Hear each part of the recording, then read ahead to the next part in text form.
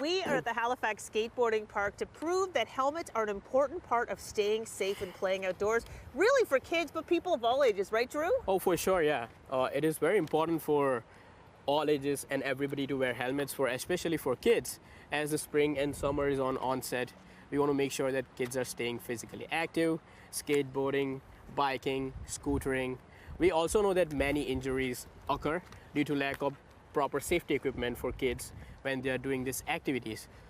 So we also want to make sure that they are staying safe.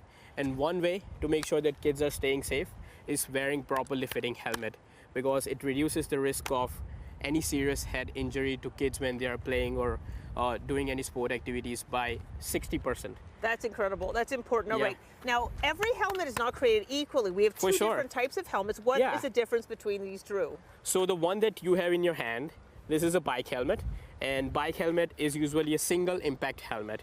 And we want to make sure that kids are getting proper helmets. We know that, and for each sport that you are playing, helmets are built differently because the fall and the impact is different in each sport. So for biking, usually there is not a lot of falling included in it. So it's a single impact. Once your head, when you're wearing the helmet, hits floor or anywhere else, you need to get rid of it and get a new helmet. So it's a single impact helmet. As compared to this one in my hand is a multi-impact helmet. This is a skateboarding helmet. Skateboarding is a sport that includes a lot of different impacts and multiple impacts. So this is good for more than one impact.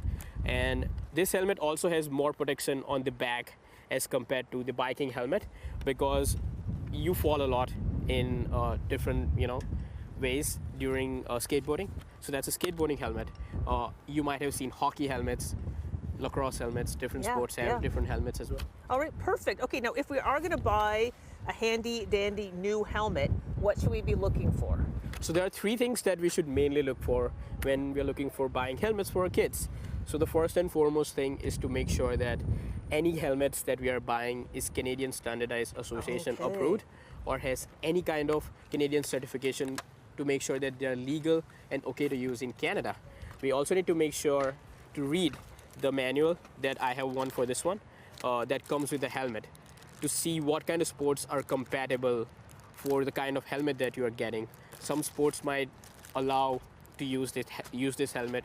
Well, this one is very specific to skateboarding, but some sports might be allowing helmets for multiple sports. So we need to make sure that we read the manual. The third important thing is, when you are done buying helmet, you should consider changing the helmet after 5 years. Okay. Because within that period of time, the quality of the helmet deteriorates when you use it. So you should definitely consider changing your helmet after 5 years of use. Perfect. Okay, that's good to know. So just, if it's been kicking around for a while, get new ones. Okay, I'm moving all of the stuff out of my hand so we can show how to wear a helmet properly. For sure. Who is wearing it properly? So let's get through it. It's the 2v1 rule. 2v1. Okay. So perfect. So when you're wearing a helmet, Yeah. you want to make sure that you're following the 2v1 rule. As you can see, the 2 stands for 2 fingers in between your forehead and your eyebrows here.